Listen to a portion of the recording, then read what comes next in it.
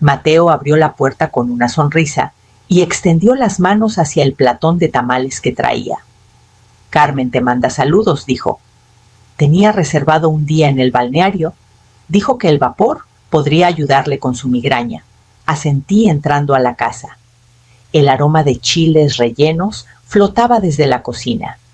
La mesa ya estaba puesta con velas encendidas y copas relucientes. Mateo siempre se esmeraba más cuando Carmen no estaba, y yo valoraba el silencio entre nosotros. Sin charlas forzadas, sin sonrisas tensas. Nos sentamos a comer solo nosotros dos. No era raro, Carmen viajaba mucho, y cuando se quedaba prefería descansar. Esa noche había elegido el balneario en lugar de la cena, y Mateo llenaba el silencio con pláticas relajadas sobre el trabajo, el clima, el nuevo perrito del vecino. Estaba a la mitad de mi sopa de tortilla cuando mi celular vibró sobre la mesa. Miré la pantalla. Rosaura. Qué extraño. Nunca me hablaba en las noches. Perdón, murmuré levantándome y contestando en voz baja desde el pasillo. Señora Amalia, su voz apenas se escuchaba. Sí, Rosaura. ¿Qué pasa? Alguien más tiene tus llaves. Parpadeé. No. Solo tú y Mateo por si hay una emergencia. Hay una mujer, susurró. Acaba de llegar. Traía una llave. Pensé que habías contratado a alguien más. Entró por la puerta trasera como si fuera su casa. Lleva guantes. Se me hizo un nudo en el estómago. ¿Qué no tocó el timbre? Solo abrió la puerta. La vi por la ventana de la cocina cuando vine a dejar el fertilizante para las plantas como me pediste. No quise enfrentarla. No podía respirar.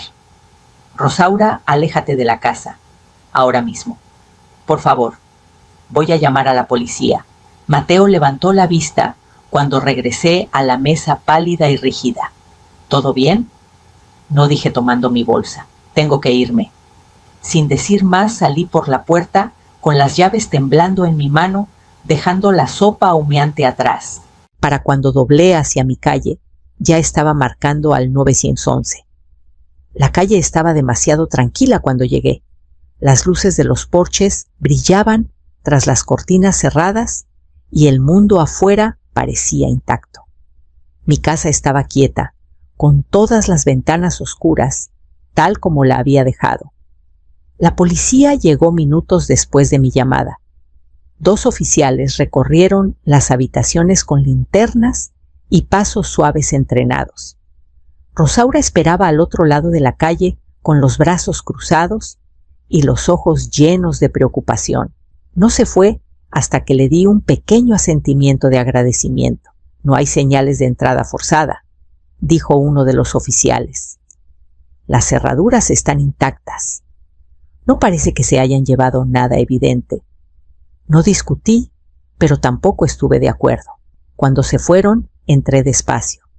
El aire se sentía más pesado de lo normal. Mi mano dudó cerca del interruptor antes de encender la luz. El pasillo parecía en orden, también la sala, pero algo en mí se preparó para un golpe como si ya supiera lo que venía. Los cajones de la cocina estaban entreabiertos, no revueltos, solo lo suficiente para mostrar que alguien había estado buscando. La puerta de la despensa no estaba bien cerrada. El closet del cuarto de huéspedes estaba abierto, con las perchas desordenadas. Luego llegué al estudio de Javier. No había tocado esa habitación en meses. Todavía olía ligeramente a su loción. Sus libros seguían alineados en los estantes en el mismo orden cuidadoso. El cajón del escritorio, siempre cerrado con llave, ahora estaba entreabierto. Unos papeles se habían derramado sobre la alfombra. Me arrodillé y tomé uno. Era una carta. Una de esas que Javier escribía a mano antes de que su enfermedad lo impidiera. La había escrito en la primavera de 1987. Reconocí la tinta, la inclinación de su firma. Quien estuvo aquí no solo pasó por la casa. Se quedó, buscó. Nada estaba roto, nada destruido. Y aún así, el espacio ya no se sentía mío. Como si el aire dentro de estas paredes Hubiera sido reordenado, reescrito sin mi permiso. Cerré la puerta del estudio con suavidad y me recargué en el marco, escuchando el silencio de la casa. Entonces noté que la caja de joyas en el tocador de mi recámara había desaparecido. Recorrí la casa despacio, habitación por habitación, cajón por cajón, sin tocar nada al principio. La televisión seguía bajo la ventana. Mi laptop estaba conectada en el escritorio de la cocina. Un sobre con algo de dinero que guardaba en el congelador intacto. Incluso los aretes de perlas en el cajón del baño guardados en su bolsita de viaje no habían sido tocados. Casi parecía un montaje, como si alguien quisiera que pensara que no había pasado nada. Pero cuando llegué a mi recámara lo supe. La caja de joyas que siempre estaba en el tocador, pequeña, forrada de terciopelo azul claro, ya no estaba. No valía mucho en dinero, pero dentro había cosas que nadie más buscaría: el broche de mi madre, un relicario con la foto de mi hijo de bebé, el reloj que Javier usó el día de nuestra boda. Revisé el cajón debajo. Las cartas dobladas, amarillentas, atadas con un listón delgado, también habían desaparecido. Me senté en la orilla de la cama tratando de no llorar. No vinieron por cosas, vinieron por mi historia. 10 minutos después, Mateo llegó al estacionamiento. Entró con cuidado. «Mamá, ¿estás bien?» Asentí, aunque no lo estaba. Dijeron que no se llevaron nada. «No del todo», dije en voz baja. La caja de joyas se fue. Algunas cartas. El reloj de Javier. Miró a su alrededor. «Pero todo lo demás, la tele, la compu, hasta tu caja de anillos, ¿siguen aquí, sí?» Se encogió de hombros. Entonces tal vez no fue un robo de verdad. Podría ser un vecino confundido. O alguien buscando algo rápido de vender. No dije. No tocaron nada de valor. Solo lo que importaba. Dudó. «Qué raro». Raro no le hacía justicia. Lo acompañé a la puerta. Me abrazó fuerte y dijo que pasaría mañana. Cerré la puerta con suavidad tras él y puse los 2 cerrojos. De vuelta en mi recámara, me paré frente al espacio vacío en el tocador. Alguien había metido la mano en el rincón más silencioso de mi vida y se llevó lo que ni siquiera deberían saber que existía. A la mañana siguiente, Rosaura regresó con sábanas limpias y una mirada de susto en los ojos. Rosaura llegó temprano como prometió. No se acercó a la puerta trasera hasta que le aseguré 2 veces que la policía ya había revisado todo. Trajo sábanas limpias y un frasco de su mermelada de durazno casera, del tipo que siempre dejaba en mi encimera como una ofrenda silenciosa. Mientras tomábamos té, le pedí que describiera otra vez lo que vio. Era una mujer, dijo con firmeza con los dedos alrededor de la taza. Tenía el cabello oscuro recogido. No tocó el timbre. No dudó. Solo giró la llave y entró. «¿Está segura de que estaba sola?» No vi a nadie más. Y no estaba nerviosa. Se movía como si ya lo hubiera hecho antes.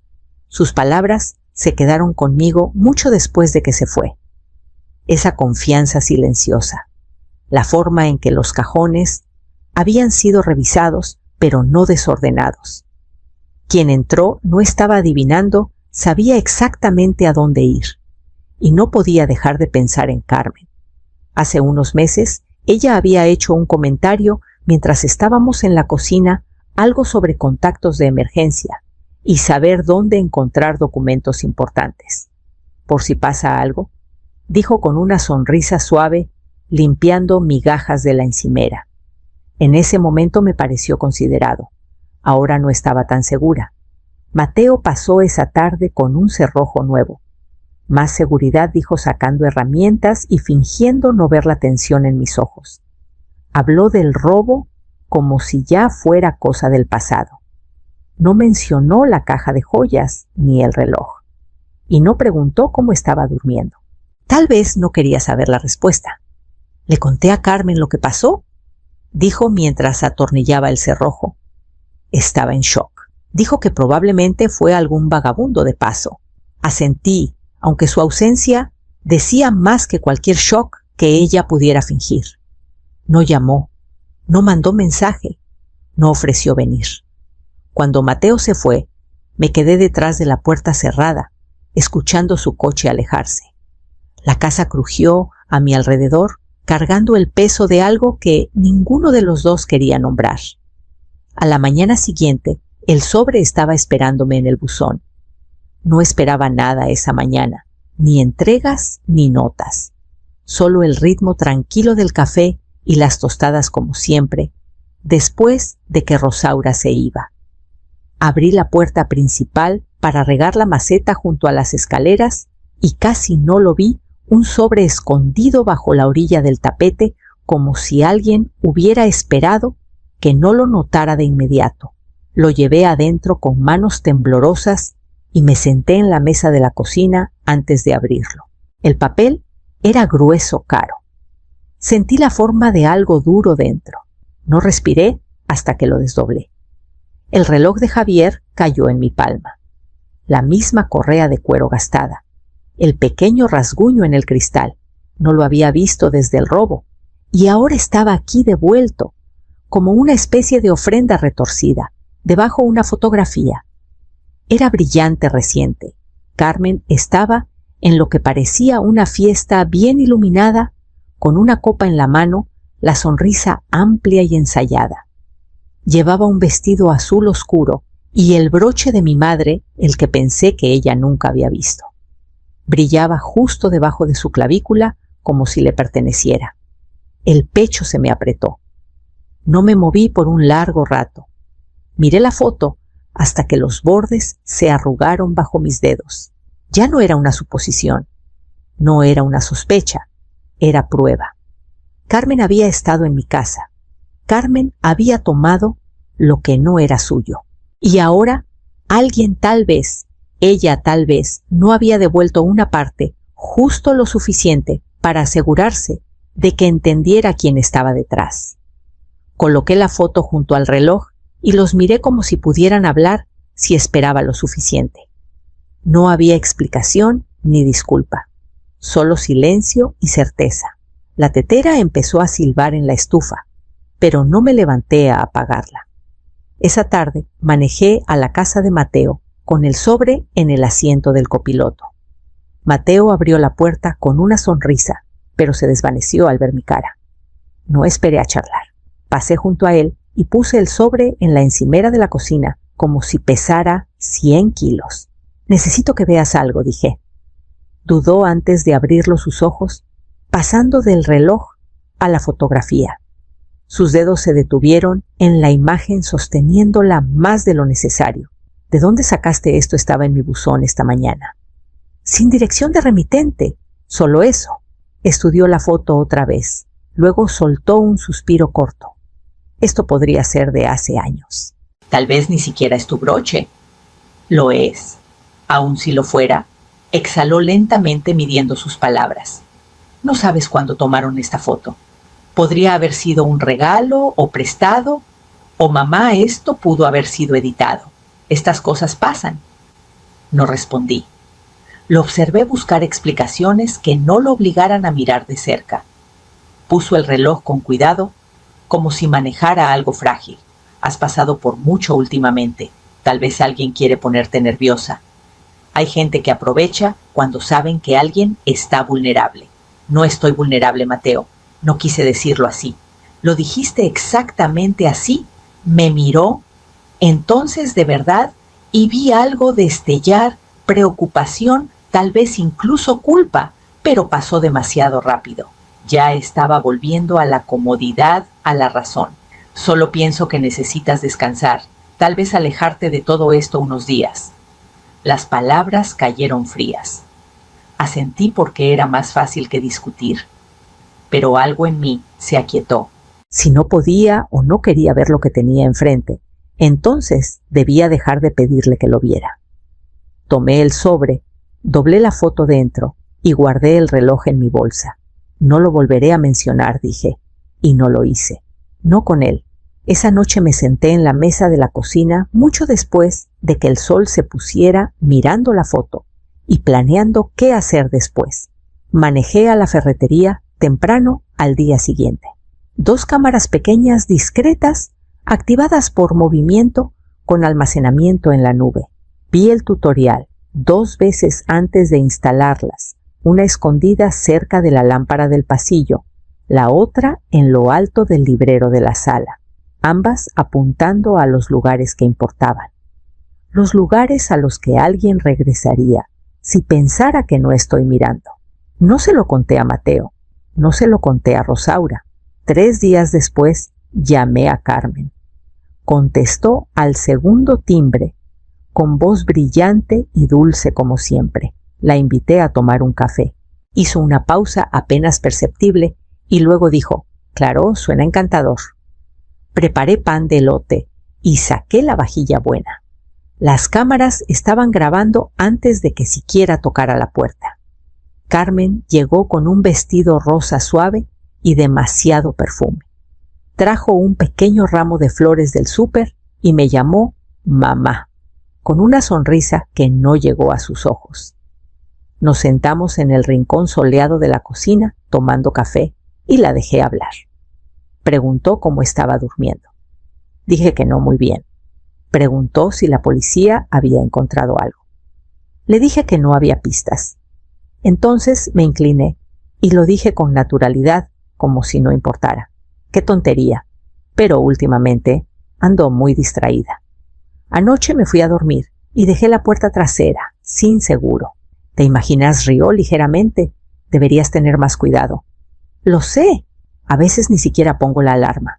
Tomó un sorbo de su café y no dijo nada, pero vi cómo sus dedos se apretaron un poco alrededor de la taza, cómo sus ojos no parpadearon por un segundo de más. Cuando se fue, me abrazó fuerte. «Avísame si necesitas algo», dijo retrocediendo con una sonrisa.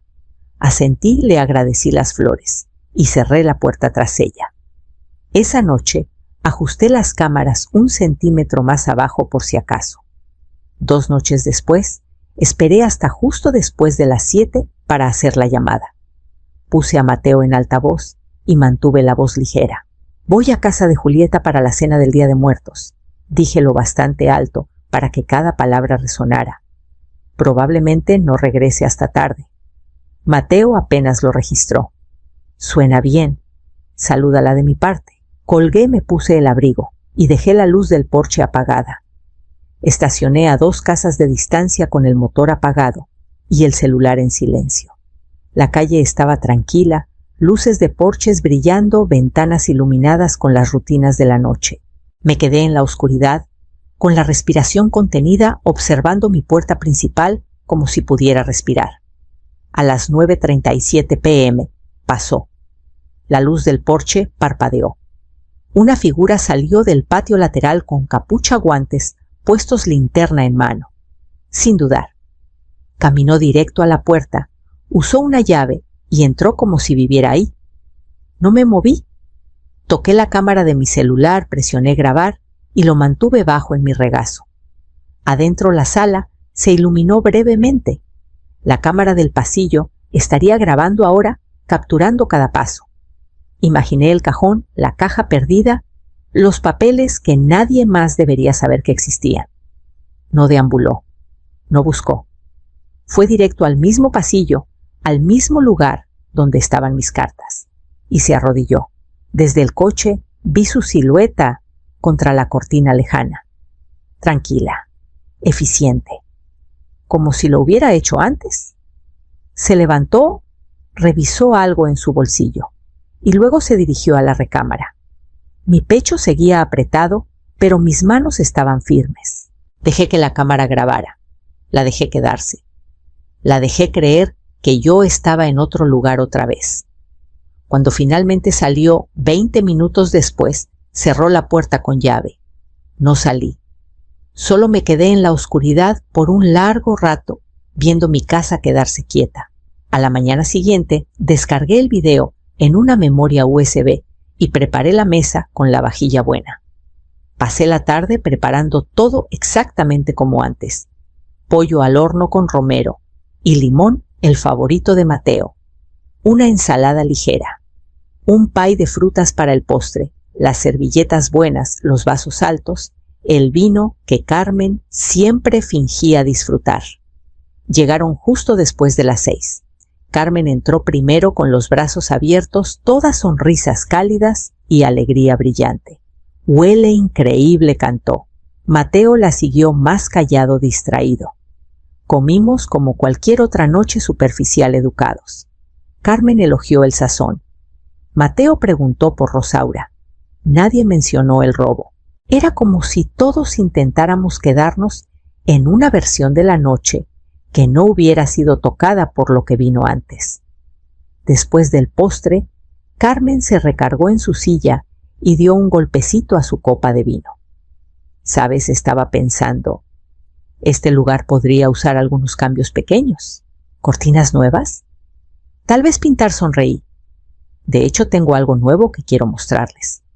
Me levanté y caminé hacia el televisor, con el control remoto ya en la mano.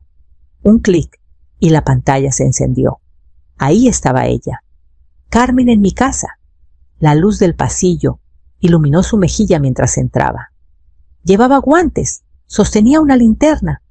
Se movía con propósito directo al cajón, claro como el día. La habitación se quedó en silencio. La voz de Carmen rompió la quietud primero. «Eso no soy yo». Rió, pero nadie la acompañó. «Está editado. O espera, tal vez es alguien que se parece a Mateo», no había hablado. Miró la pantalla, luego a ella, luego a mí. «Vete», dijo en voz baja. Carmen parpadeó. «Mateo ahora». Ella miró entre nosotros como buscando una puerta que no estaba a la vista. Luego tomó su bolsa y salió sin decir otra palabra. No la seguí. Caminé a la cocina y comencé a enjuagar los platos. Mateo se quedó en la mesa en silencio, con el rostro pálido. Más tarde me ayudó a guardar los vasos. No volvimos a hablar del video, pero esa noche, por primera vez en semanas, dormí con la puerta de mi recámara abierta. La casa se siente diferente ahora. No intacta nunca, volverá a serlo, pero más tranquila de una forma que ya no me aprieta el pecho. Mateo ha estado viniendo más. No siempre se queda mucho. A veces solo aparece con comida para llevar y se sienta conmigo en la sala, sin necesidad de platicar. Otras veces trae herramientas reparando el marco de la puerta trasera, cambiando la cerradura del cajón del estudio sin que se lo pida.